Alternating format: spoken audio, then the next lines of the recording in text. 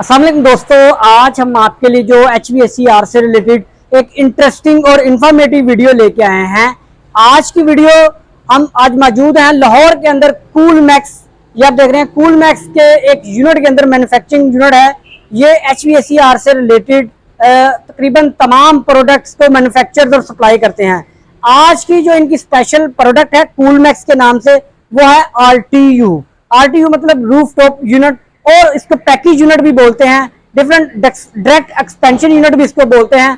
आज इसकी complete detail से आपके साथ इंफॉर्मेशन शेयर करेंगे, इसकी तमाम पार्ट्स आपको दिखाएंगे और ये काम कैसे करता है। आज का हम इनकी कूल मैक्स की जो प्रोडक्ट है इसका फुल रिव्यू करेंगे। तो चलिए दोस्तों स्टार्ट करते हैं ये इंटरेस्टिंग वीडियो शुरू करने से पहले एक छोटी सी रिक्वेस्ट है कि अगर आप हमारे इस चैनल HVAC टेक्नोलॉजी पर नए हैं, हमारे इस चैनल HVAC टेक्नोलॉजी को भी सब्सक्राइब कर लें।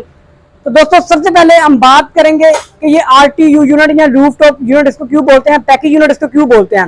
दोस्तों जैसा कि आप डोमेस्टिक लेवल पे स्प्लिट एसी वगैरह यूज करते हैं, तो स्प्लिट एसी के अंदर हमारा सेपरेट पार्टीशन होती है। सेपरेट पार्टीशन से मुराद है कि स्प्लिट इंडोर आपका इन साइड पे होता है, आउटडोर आप बाहर की साइड पे यूज करते हैं।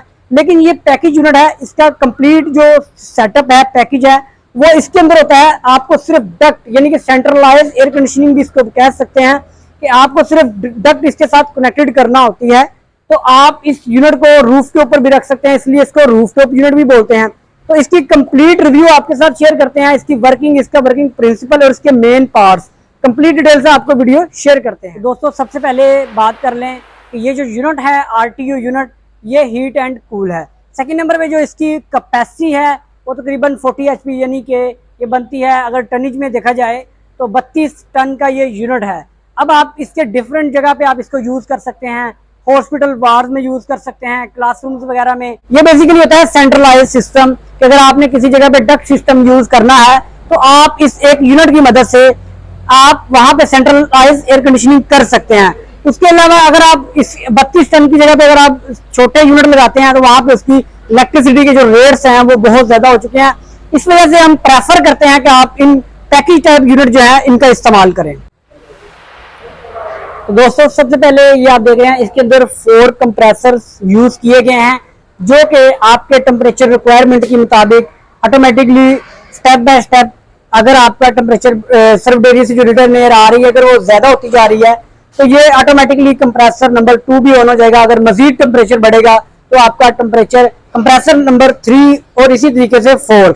अब इसके अंदर सबसे पहले मैं आपको दिखा दूं कि ये वर्किंग इसकी रेफ्रिजरेशन साइकिल का जो वो बता दूं। अभी ये फुली चार्ज है विद नाइट्रोजन। अभी इसके अंदर गैस नहीं, क्योंकि ये जब साइट के अंदर डिलीवर होगा तो वहां पे जाके जो इसकी बाकी वर्किंग है यानी इसके अंदर गैस चार्जिंग वगैरह वो वहां पे होगी। लेकिन अभी इसका जो मैं रेफ्रिजरेशन साइकिल आपके साथ शेयर कर दूं, सबसे पहले ये आप देख रहे हैं ये कंप्रेसर्स हैं।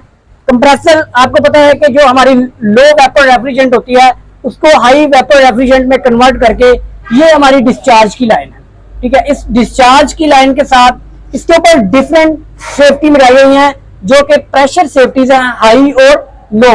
अब ये किस कंपनी की लगाई गई है ये भी आपके साथ शेयर करते हैं।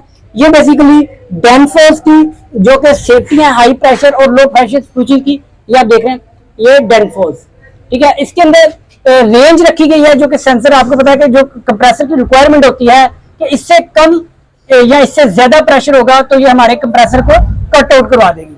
यहां से ये रेफ्रिजरेंट जाएगी, ये आप देख रहे हैं ये इसकी high pressure high vapour refrigerant इस लाइन के जरिए हमारे जाएगी इस जो दूसरी साइड पे इसका, ये आप देख रहे हैं कंडेंसर है। अभी ये जो कंप्रेसर है इसके सामने ये जो सेकंड कंप्रेसर है, सेकंड कंडेंसर ये है। अब इसके अंदर एक मोर इंटरेस्टिंग चीज है वो ये है कि आप इसको अपनी मर्जी के मुताबिक भी चला सकते हैं कि आप इसको अगर चाहते हैं कि मेरा एक अगर आपका एक सिस्टम बंद हो गया है तो आप यानी कि एक कंप्रेसर काम नहीं कर रहा तो आप बाकी 3 चला सकते हैं। यानी कि आपने जस्ट इसका सिलेक्टर स्विच, ये 4 सिलेक्टर स्विच लगे हुए हैं, आप उसको बंद कर दें तो आपका एक सिस्टम बंद हो जाएगा, क्योंकि इससे जो रेफ्रिजरेशन साइकिल है वो सिंगल बना हुआ है, सिंगल इसकी पूरी लाइनिंग है। अलग से इसके 4 कंडेंसर है, 4 कंप्रेसर हैं। तो जैसे ही आपका टेम्परेचर ऑटोमेटिकली ये चलेंगे, ऑन होंगे, और अगर आप इससे मैनुअली एक बंद कर देंगे कोई भी तो आपका कंप्रेसर वो बंद होगा, बाकी आप चलाना चाहें तो वो चला सकते हैं। अगर आप बाकी 3 को बंद कर दें, अगर आपको पता है कि इतना लोड नहीं है, इतनी जरूरत नहीं है, तो फिर आप एक भी ऑन कर सकते हैं, बाकी 3 को बंद कर सकते हैं। अच्छा, ये हो गया अब हमारा। इससे आप देखें वो हमारे सेकंड वाले कंडेंसर में जा रही थी लाइन। अब यहां से ये आप देख रहे हैं, ये कंप्रेसर है सेकंड, इसकी रेफ्रिजरेंट, इस कंप्रेसर ने रेफ्रिजरेंट को कंप्रेस किया और ये रेफ्रिजरेंट आ गई हमारी इस लाइन से होते हुए हमारे कंडेंसर के इन पॉइंट के ऊपर।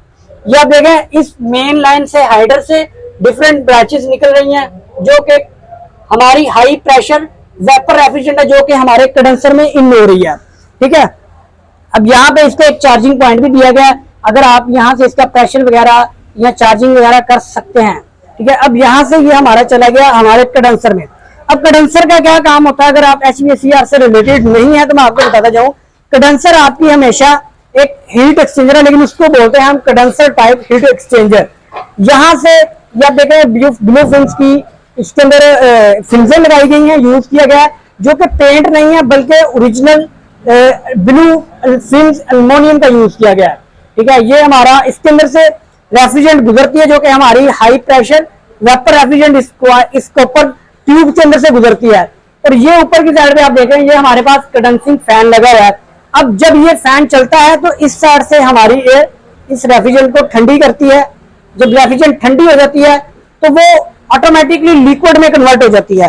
तो लिक्विड में यहां से ये सेपरेट है, ये एक कंडेंसर नहीं है, यहां से ये नेक्स्ट कंडेंसर है, जो कि मैंने आपको बताया था फर्स्ट कंप्रेसर का है। तो यहां से हमारी जब कंप्लीट रेफ्रिजरेंट लिक्विड फॉर्म में आ जाएगी तो वो इस लाइन के जरिए, ये आप देख रहे हैं, यहां से वो लिक्विड रेफ्रिजरेंट हमारी इस कंडेंसर से आउट होगी। ठीक है, इस कंडेंसर से आउट होगी।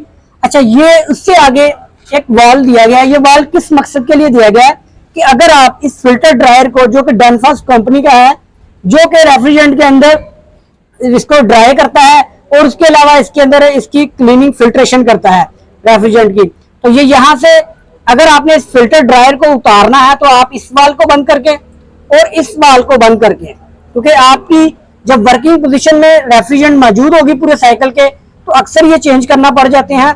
तो ये वाल्स का लगाने का मकसद क्या है कि आपकी रेफ्रिजरेंट सेफ रहे, वो आपको सारी वेस्ट ना करना पड़े। उसके बाद ये चारों इसी तरह से, ये आप देख रहे हैं, ये जो हमारा दूसरे कंडेंसर से आ रहा है, इस वाले कंप्रेसर से जो जा रही है गैस कंडेंसर से होके, उसकी लाइन भी यही मौजूद है। इसके अंदर भी हर लाइन के अंदर इन और आउट के ऊपर वाल दिए गए हैं ये चेंज करने के लिए। उसके बाद ये आप देख रहे हैं, यहाँ से जो हमारे दूसरे कंडेंसर है इस साइड पे, उसकी भी दोनों लाइन्स आ रही हैं। ठीक है, अब ये यहाँ पे इन लाइन्स के अंदर हमारी लिक्विड रेफ्रिजरेंट है, लिक्विड रेफ्रिजरेंट है, ये अब जाएगी, अब हमारी ये जो लाइन्स हैं, चारों लाइन्स आपको नजर आ रही हैं, ये अब जाएंगी हमारे इवेपोरेटर की साइड पे। ठीक है, तो हमारी लिक्विड लाइंस आ रही हैं कंडेंसर की आउटलाइन से, वो लाइंस उन्होंने आना होता है हमारे एवेपोरेटर की साइड पे। तो यहाँ पे आपको 4 सोलिनोइड वाल, यानी कि जो 4 लाइंस कंडेंसर की आउट हैं लिक्विड लाइन, उन चारों के ऊपर सोलिनोइड वाल लगाए गए हैं। सोलिनोइड वाल लगाने का क्या मकसद होता है कि जैसे ही आपका सिस्टम बंद हो तो आपका प्रेशर जो है वो बैलेंस रहे, ना कि सारा प्रेशर आपके कंप्रेसर के ऊपर चला जाए। तो जब आप उसको दोबारा स्टार्ट करते हैं तो वो उसको ज़्यादा फोर्स ना लगाना पड़े। उसके बाद ये एक्सपेंशन वाल है, 2 लिक्विड लाइन इसकी डाउन साइड पे हैं और 2 लिक्विड लाइन इसकी अप साइड पे हैं। चारों पे expansion valve, thermostatic expansion valve दिए गए हैं, जो कि कॉइल की रिटर्न के टेम्परेचर को सेंस करके ऑटोमेटिकली ऑपरेट होंगे। उसके बाद ये कैपिलरीज हैं जो कि आपके एवेपोरेटर के कॉइल के अंदर एक्सपेंशन कर रही हैं। डाउन साइड के ऊपर एक्सपेंशन वाल लगाए गए हैं, ये आप देख रहे हैं, इनकी बेलोज हैं वो हमारी रिटर्न की लाइन के ऊपर इंसुलेशन के अंदर लगाई गई हैं ताकि पाइप की अच्छे तरीके से वो टेम्परेचर सेंस कर सकें।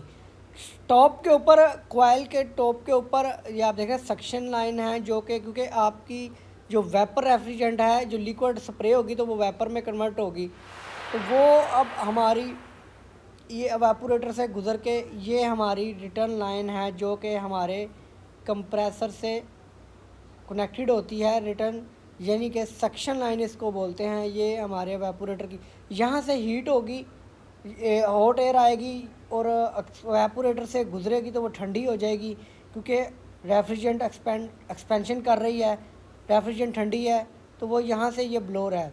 ये एयर को सक्शन कर रहा है आपके रूम से, और यहाँ से कोयल से गुजर के ये डायरेक्ट ड्राइव फ़ैन का यूज़ किया गया, बेल्ट ड्राइव फ़ैन यूज़ नहीं किया गया। उसके बाद वो सक्शन लाइन जब आपकी रिटर्न एयर की हीट को ऑब्ज़र्व कर लेगी तो वो यहाँ पे ये आप देख रहे हैं इसकी रिटर्न की लाइन के ऊपर भी सेंसर्स लगाए गए हैं, जो कि लो प्रेशर सेंसर्स है कि अगर आपकी रेफ्रिजरेंट कम आ रही है तो आपके कंप्रेसर को कट ऑफ करवा देगी। उसके बाद बात कर लेते हैं इसके डिफरेंट पार्ट्स जो हैं, वो भी आपके साथ शेयर करते हैं। तो ये आप देख रहे हैं उसके साथ ये इसका कंट्रोल दिया गया है, इसके ऊपर भी वीडियो बनाऊंगा, लेकिन अभी सबसे पहले हीटिंग, इसका जो हीटिंग मूड है वो भी आपके साथ शेयर कर दें। हीटिंग मूड के साथ साथ ये आप देख रहे हैं ये इसकी जो ड्रेन पैन है वो भी प्रॉपर एसएस का यूज़ किया गया है, और इसकी जो स्लोप है वो बड़ी अच्छी रखी गई है ताकि आपका पानी इस ट्रे के अंदर, ड्रेन पैन के अंदर ज़्यादा देर स्टे ना करे। एक साइड से तकरीबन 2 से ज़्यादा डाउन है और एक साइड से, यानी कि जहाँ पे ड्रेन कनेक्टेड है वो डाउन साइड है 1 से 1.5 इंच। तो ये इसकी जो बॉडी है ये भी काफ़ी अच्छी है। उसके बाद ये हमारा कूलिंग सेक्शन है, समझ लें। इसके अंदर ये थर्मोस्टेट्स हैं। अच्छा, ये अब किस चीज़ की हैं ये भी आपके साथ शेयर करते हैं। ये बेसिकली हीटिंग के लिए हैं। सबसे पहले मैं आपको इसकी जो डक्टिंग कनेक्टर फ़िल्टर सेक्शन है ये आप देख रहे हैं, इसके अंदर 2 स्टेज फ़िल्ट्रेशन सेक्शन है। ये फ्रेश एयर डैम्पर है जो कि मिक्सिंग सेक्शन का है, और यहाँ से हमारी सप्लाई एयर हमारे सर्व्ड एरिया यानी कि जहाँ पे रिक्वायरमेंट है कूलिंग की वहाँ पे चली जाएगी। अच्छा, ये VFD का एक यूज़ किया कि VFD हमारे जो कूलिंग सेक्शन के अंदर यानी कि ब्लोअर फ़ैन है उसकी जो मोटर है उसके लिए VFD, यानी कि अगर आपके रूम का टेम्परेचर मेंटेन होना शुरू हो गया, आपका जो रिटर्न एयर का टेम्परेचर डाउन होगा तो आपकी मोटर स्लो हो जाएगी, और जैसे ही गर्मी बढ़ेगी तो ये ऑटोमेटिकली फ़ैन तेज़ हो जाएगा। ये जो थर्मोस्टेट्स हैं ये हीटर्स की हैं, ये हीटिंग के लिए लगाई गई हैं। ये भी आपके साथ शेयर करते हैं। ये 3 सेलेक्टर स्विच हैं। सेलेक्टर स्विच के बाद नीचे थर्मोस्टेट दी गई हैं जो कि आप सेट कर सकते हैं हीटिंग के ऊपर। हर हीटर का डिफरेंट टेम्परेचर आप सेट कर सकते हैं। ये इसकी प्रोब्स हैं, इससे आप टेम्परेचर सेट करके, उसके बाद इसके नीचे मैग्नेटिक कॉन्टैक्टर्स हैं जो कि हीटर्स के हैं। हीटर अभी मैं आपको दिखा देता हूँ कि इसके जो हीटर्स वगैरह लगाए गए हैं वो कहाँ पे लगाए गए हैं। उसके बाद ये जैसे ही आपकी ये 3 रो हैं हीटर्स की, यानी कि एक रो के अंदर जो हीटर लगे हुए हैं पहले पे वो और दूसरे पे दूसरे, अगर ये सेफ्टी ऑपरेट नहीं होती, इसके अंदर डबल सेफ्टी, ये आपके सामने हाई टेम्परेचर स्विचेस लगाए गए हैं जो कि आपके हीटर को ऑटोमेटिकली कट ऑफ कर देंगे अगर आपकी थर्मोस्टेट बाय चांस काम नहीं करती। यानी कि इसके अंदर आपकी डबल सेफ्टी रखी गई है कि आपके कंटिन्यूसली हीटर ऑन ना रहे। अगर आपकी थर्मोस्टेट काम नहीं करती तो यहाँ पे हमारे high temperature cut out switch है एक, वो आपके मैग्नेटिक कॉन्टैक्टर को ऑफ करवा देंगे। ये इसके अंदर इलेक्ट्रिक हीटर्स दे गए हैं हीटिंग पर्पज़ के लिए। सर्दियों के मौसम में आपको हीटिंग की रिक्वायरमेंट होती है तो इसके अंदर ये पहली रो है जो कि हीटर्स लगे हुए हैं, इनके अंदर इलेक्ट्रिक रॉड है और ये इलेक्ट्रिक हीटर्स हैं। इनके अंदर 3 स्टेप हैं, यानी कि पहला और दूसरा ये सेकंड है। इसकी बैक साइड पे आपको तीसरी रो नज़र आ रही है। जैसे जैसे सर्दी बढ़ेगी तो आपकी हीटिंग की रिक्वायरमेंट बढ़ जाती है, तो इस वजह से आप इसको ऑटो पे भी यानी कि सेट कर सकते हैं, और आप इनको मैनुअली, जैसे मैंने आपको कूलिंग के ऊपर कंप्रेसर्स से मुतल्लक बताया था, इसी तरीके से आप इसको सेट कर सकते हैं। अच्छा, ये सिस्टम BMS के ऊपर ऑपरेट होगा, लेकिन वो जब आप साइट के ऊपर जाके जो डिफरेंट डिस्प्ले टेम्परेचर सेंसर्स हैं वो वहाँ पे जाके हम इंस्टॉल करेंगे, क्योंकि ऑलरेडी वहाँ पे हमारा पूरा स्काडा सिस्टम लगा हुआ है जिसके ऊपर इसको हमने करना है प्रोग्राम। तो ये आप देख रहे हैं ये इसकी एक्सेस स्टोर है, फ़िल्टर सेक्शन है। ऊपर से आपने इसकी ब्लोअर वगैरह की अगर सर्विस करनी है, मोटर के बैरिंग वगैरह खोलने हैं तो वो ऊपर से उसका एक्सेस स्टोर है।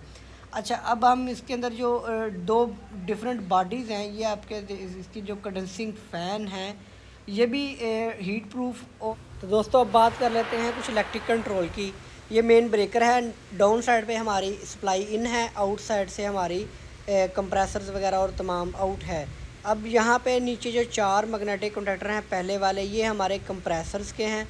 उसके बाद जो नेक्स्ट 4 मैग्नेटिक कॉन्टैक्टर हैं वो हमारे कंडेंसिंग फ़ैन के हैं। कंडेंसिंग फ़ैन के साथ जो नेक्स्ट एक है वो हमारे कूलिंग सेक्शन के अंदर जो ब्लोअर मोटर है ये उसका है। उसके बाद जो हीटर थे तो वो मैंने आपको ऑलरेडी दूसरी साइड पे बता दिए थे। अच्छा, ये 4 टाइम डिले टाइमर्स हैं। कंप्रेसर के अगर लाइट का झटका वगैरह या कोई फ्लक्चुएशन वगैरह होती है तो ये उसको सेव करते हैं। उसके बाद टाइम डिले टाइमर और फ्यूज़ लगाए गए हैं। अच्छा जी, ये हमारा दोनों सेक्शन अलग अलग हैं, यानी कि हाई साइड अलग है इनकी बॉडी और लो साइड की अलग बॉडी है। जस्ट इनके अंदर जो लाइनों के लिए, यानी कि लिक्विड लाइन जो क्रॉस हो रही हैं और सक्शन लाइन, उनके लिए होल किए गए हैं। बाकी ये पूरी की पूरी बॉडी एक फाउंडेशन के ऊपर है, अलग अलग इनकी बॉडीज़ हैं।